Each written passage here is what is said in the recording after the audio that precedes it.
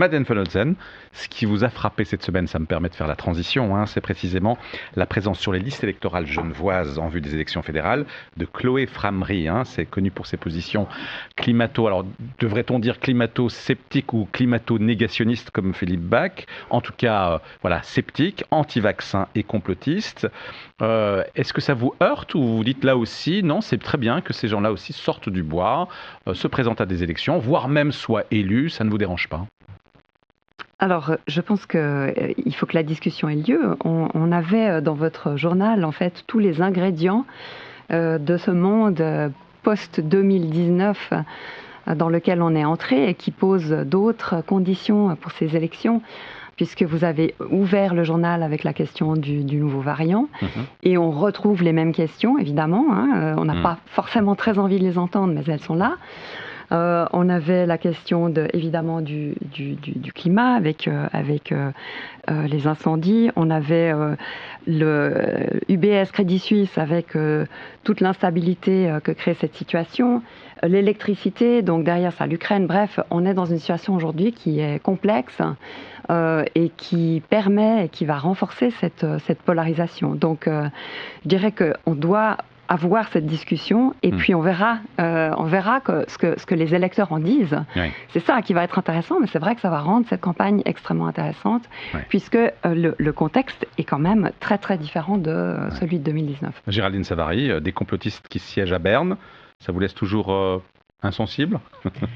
Non, mais encore une fois, moi je ne connais pas très bien cette dame. Elle est candidate, elle a le droit. Bien sûr. Elle a le droit, elle est comme tout le monde, enfin elle participe au débat démocratique. Donc si une complotiste participe au débat démocratique, eh bien peut-être qu'elle deviendra un petit peu moins complotiste, elle devra se confronter à la réalité, à des opinions différentes, à des rapports, etc., à des gens qui lui diront oui, non, peut-être, etc. Et moi je trouve ça plutôt, porteur d'espoir que l'inverse. Alors, évidemment, peut-être que comme citoyenne, si j'étais citoyenne genevoise, comme Madeleine et Philippe Bach, je ne suis pas sûre d'être enthousiaste pour la candidature de Madame Framery, j'en sais rien. Je la connais pas très bien, mais en tous les cas, qu'elle participe au débat, comme d'ailleurs les gens qui étaient très anti-vaccins, etc., ont lancé des référendums, le peuple s'est prononcé et voilà, et on passe à un autre sujet. Et au fond, le scrutin, quand même, est de s'y prêter, a toujours un avantage de trancher et de faire en sorte que les opinions s'expriment. Oui, Philippe Bach, qu'est-ce que vous en pensez? Dans le cas du Covid, enfin des lois Covid, on a eu des votations successives où le peuple s'est clairement exprimé. Ça n'a pas permis de pacifier le débat, malheureusement. Hein. Et ces personnes, pour prendre Madame Framery, je n'ai pas entendu s'exprimer là-dessus, mais disons ces milieux ont dit oui, mais le vote a été truqué, etc. Ça rend le débat compliqué.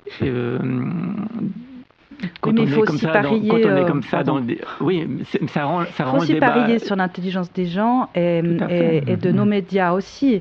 C'est vrai que sur tout cet espace autour des réseaux sociaux, la haine, les invectives sont quand même extrêmement violentes de part et d'autre. Eh bien, si tout d'un coup, dans l'espace des élections fédérales, nous, médias, pouvons contribuer à ce que ces mouvements de haine qui sont en marge du débat démocratique, eh bien, réintègrent d'une certaine manière l'espace prévu, je pense que c'est plutôt, encore une fois, quelque chose de...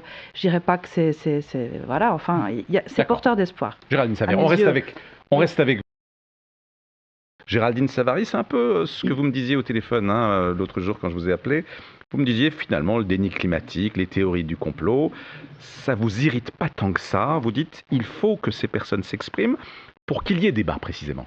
Exactement. Je dirais aussi en préambule que ce que soulève Philippe Bach, c'est quand même un hiatus de plus en plus évident entre les milieux scientifiques et certains milieux politiques.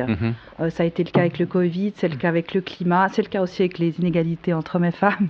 Les rapports sont là, les faits sont là, et puis malgré tout, il y a une méfiance qui après se déplace sur les réseaux sociaux et puis échappe au fond aux médias qui essayent de faire leur travail correctement. Maintenant, je pense aussi que l'UDC comme parti qui pèse environ 39%, 25 et 30%, eh bien, est-ce qu'il est représenté dans les médias à la mesure, au fond, de sa force électorale? Ça, c'est une question. Et puis surtout, de certaines opinions, y compris des opinions que la science dément, que les faits démentent, mais qui doivent aussi avoir une place, à mes yeux, dans les médias.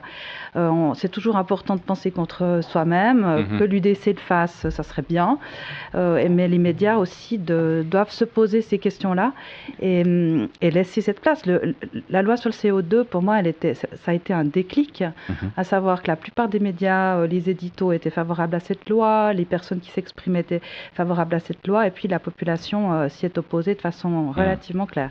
Maintenant, sur l'UDC, ce que je trouve un petit peu des fois dommage et qui rend le narratif dans les médias et le débat difficile dans les médias avec l'UDC, c'est quand même une grosse agressivité vis-à-vis y compris des émetteurs de messages. Je veux dire, les météorologues, ils y peuvent rien, hein, je veux dire, ils font ce qu'ils peuvent. Donc, si on veut qu'il y ait une ouverture au dialogue de tout le monde et que les médias, bien sûr, y contribuent, il y a des efforts à faire, à mes yeux. Il faut aussi que les acteurs qui s'expriment soient quand même un minimum respectueux des avis des autres.